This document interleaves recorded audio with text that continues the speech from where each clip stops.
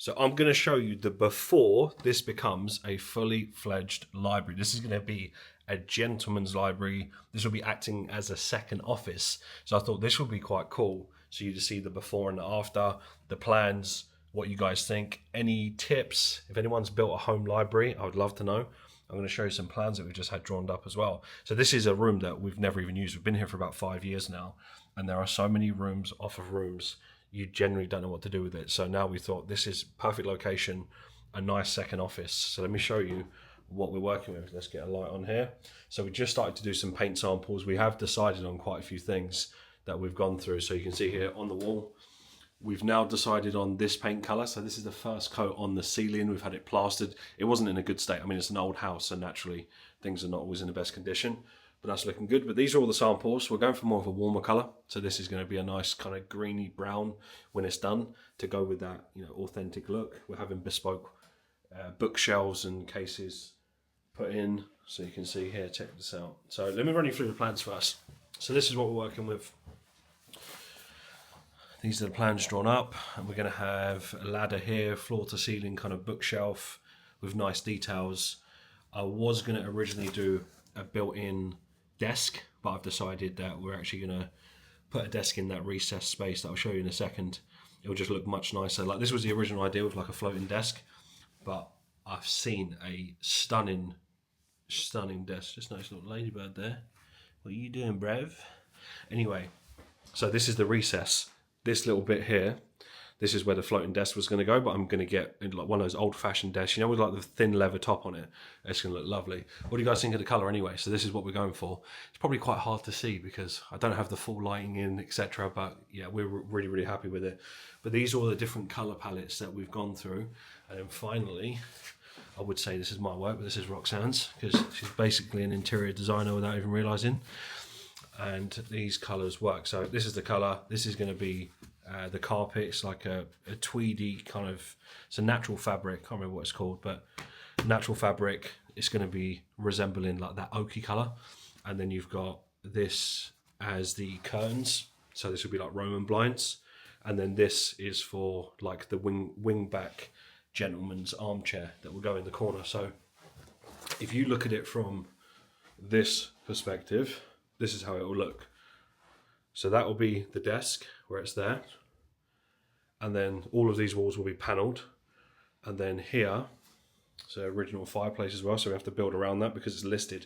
We can't touch it, we can't remove it. So you've got to keep that there. And then this is where the bookcase will be. So you imagine bookcase there. And then that's where the ladder will be there. So it'll be a usable ladder, but it won't slide all the way across, which that's fine. And then we will have lighting in the bookcase. That's not on the plans, but we'll have nice little lanterns on the bookcase that will be dimmable as well. So you can be nice and cozy, as you can imagine. So if I spin round here, you'll then have that wall fully panelled. There's like a nice beam there that we might expose and, resand, etc. Have a nice rose light because it's not the highest ceiling in this room, so we don't want something dangling too low. And then I'm going to leave that there because that's going to be a cool feature, because that would have been a door. As you can see, a door to a room is just crazy, but I mean, it's a 500-year-old house, so what do you expect? And then here will be the panelled wall. What I might put there is like a really nice big painting, and then I'll have ornaments up the top, like, I don't know, like a cigar feature, like a real gentleman's vibe. I think you guys get the drill. And then here is where you'll have the wing-back sofa in that colour down there. And then there'll be like a light hanging over it with a throw and like a reading light, etc. But this will be nice and cosy. Let me know what you think anyway. I thought I'd show you the before and after. Got the plans drawn up. This is going to be made out of real wood, so like some nice solid oak. And it's going to look magnificent. But having that second office, especially when it gets into like the minus, because my office outside it gets freezing, so this would be a nice little extra one. And of course the doggo bed somewhere. Any inspiration, give me a shout. So one other detail that I missed was the radiator. So what we've got is more of these kind of old school ornate radiators. So I'm going to go for the same one, but in like a brass colour. So that will go there, change for this one. And I think that will look absolutely stunning. Of course, we'll change the plug sockets. These are just face plates at the moment, so they'll be in like brass colour as well. and then there'll be continuity throughout. But this is going to be lovely. Yeah, that is me for right now. I'm going to head back down. It's a big organisation day today. I've got some bone broth on the go. Going to be doing some journaling as well. Getting very clear on next week. Plan the week ahead. Markets are looking absolutely stunning as well. But I thought we'll walk you through it. It's been a while since I've done a little vlog, so that is what is happening in the Hutchinson household at the minute. It's going to be a busy year ahead. So I've had a very busy start to the day. What's going on, guys? So I'm just on my way to Volvo right now. I'm just going to get this bad boy serviced. Can't believe we've had this for a year. It's been a great all-purpose car. I am in the market for a few other cars. I've had so many different cars, so spoilt for choice. I'm not in a rush, but I am looking at a few things. Defender, maybe another sports car, who knows. But I do want something a little bit more practical, something a bit more rough around the edges. I might actually get a Jeep just like errands, taking the dogs out, you know, all of that kind of stuff. But anyway, just heading there now. Had a busy start to the day, 2 team calls, smashed out PT earlier, had a great start to the week already, just cranking things out. So I am here. Speaking of Jeeps, as to what I was saying, I'm gonna have a little look at those in a second. Jeep Wranglers, they look pretty nice. Where I'd park up for the service? Just there in front of that one, and then just let them know where it is when you see them at the desk. Perfect. Okay. Nice one. Thank you very much. Right, so just got to Volvo now. I'm just going to head in there in a second. This bad boy is going to be serviced, so I'll probably be here for about an hour and a half, get some work done. Great start to the week already. 2 team calls. We cranked out loads of things. Smashed out PT, morning meeting done. Very clear on the week. Just everything, momentum, really important. We want to finish January as strong as possible. So I'm going to get some work done while we're here. Looks like they've got a pretty big showroom. And I did see Jeep just around the corner. So I'm in the market for a bit of a middle car, like a runaround car, like one that's not too precious, one that, you know, you can chuck the dogs in. You're not worried about it getting too dirty. And I just saw some Jeep Wranglers around there, so I might check those out. But apart from that, I'm going to crush out this, then head back, go see my dad, sort a few other bits out. But yeah, we've got a really busy week, and then before you know it, we're going to be heading to Amsterdam for the 8-year anniversary. Yeah, so a lot going on right now, but this is what it's like. You have to be able to embrace the chaos, and you have to be able to put different hats on. So maybe something like this. Maybe something like this is a bit of a runaround. Something bulletproof.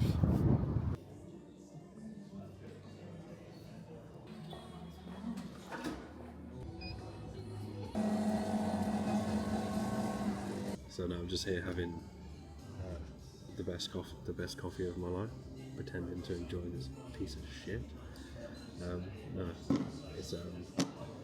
it's in the Costa category. Yeah, I'm not about that mouldy coffee anymore. That's when you know the snobbery has gone too far. Whereas, like, I'm looking at people enjoying this coffee, thinking, I'm judging you right now.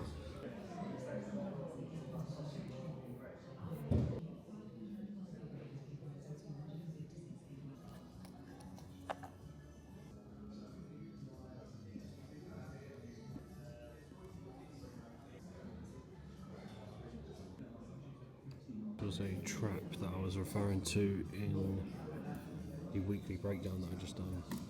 When you see the markets have momentum like this, and let's say you're identifying an area for a sell, but there's so much momentum, there's no pullback within the last run into that area, usually a trap. So you'll see some, you know, bearish rejections around here, you'll be tagged in and it will just blast straight through. These are avoidable losses, so I'm not shocked at all. For those of you who watch the SMB, you know what I'm talking about, but this is where knowledge is power. And these niche scenarios, as you become more skilled, become extremely useful to just avoid losses. Losses are part of the game, but some of them are extremely avoidable. This one was one of those. So apart from that, there is some decent volatility. I'm waiting for a pullback on pound dollar, waiting for a pullback on euro dollar. This was the first sign of that. So just waiting for a pullback into this area, then I'll be looking to get long. DXY still looks bearish. Patience, guys, don't need to jump in, it's only Monday. So we'll see Euro Sterling, waiting for this to develop a bit further. Weekly and daily is super bearish on Euro Sterling. And then apart from that, US oil is, yeah, it's not there just yet, but it's just gearing up for that next sell-off that I'm interested in. Definitely, I'm doing a little bit of work on the new Rewired module right now. So there are parts of it. So how long have we got? About 10 days until we go to the 8-year meet in Amsterdam. It's crazy to even think 8 years has flown by like that. Consistent innovation, you know, has put us in that position. So I'm back, service is all done, everything's good as anticipated. Got loads of work done, considering being able to just move around, have your laptop, just get shit done. It's probably one of my favourite things about trading, making more money, just in general. Like, long gone has this age of just being stuck into one location, which is why I always preach having that extra income, that skill set to be able to work anywhere in the world. Actually, forget about anywhere in the world, any location, just even where you are, just being able to take your laptop, work here, take your laptop. You want to go away for somewhere in the UK or wherever you live, you can still keep on growing your wealth. You can still keep making money, still keep progressing towards your goals. Like, it's subtle things like that that really make a difference. Like, I'm reminded of in the earlier stages, I remember I couldn't wait to be in that position where I could just wake up and just control my own time. Just that's it. I wasn't actually thinking about making a boatload of money. I knew, oh, that will take time, that will come. But it was just having control over my own routine. But if I was to go back, do you know what? If I actually think back, I probably wouldn't have quit my job so quickly. You know, I took some huge risks. If I was to go back, I think I would have done it a little bit slower. And maybe, look, listen, it worked out for me, so it'd be easy to be like, oh, I could have done it differently. But I may have actually got ahead a lot quicker by not quitting so soon. We will never know. However, for those of you that are looking to, you know, quit your job, I would just be careful on that front of, don't be in such a rush to leave everything. In the future, once you're in a position to maybe quit your job, great. It'll be great to have, you know, complete full control over your time.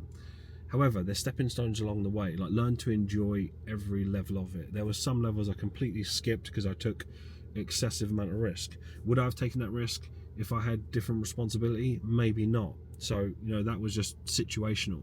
But for the majority of you that are looking to escape your 9 to 5, I would start to find ways to enjoy your 9 to 5 as much as you possibly can whilst building another skill that can make you money. Your confidence will improve. You know, people are miserable in their job because they feel like they've got no exit plan. People tend to be miserable in their workplace because they see no end to it. It's like, this is where I work and this is the only level that I can go to and that's it. But what if it didn't have to be that way? What if it wasn't just about your job? What if it was about finding something that you really enjoy, like a job that you really like, that gives you income, and then finding something else on top of that that might be the bigger money maker that you end up spending less time on, and then they complement each other. Like, you have to think outside of the box to get different results. Anyway, that was just a tiny little rant that was on my mind as I was going down memory lane. But anyway, we're going to head back home, get some more work done, and then it's time now 3:30, so I'll be back before the traffic, so that's good. And then we'll crack on, keep moving forward.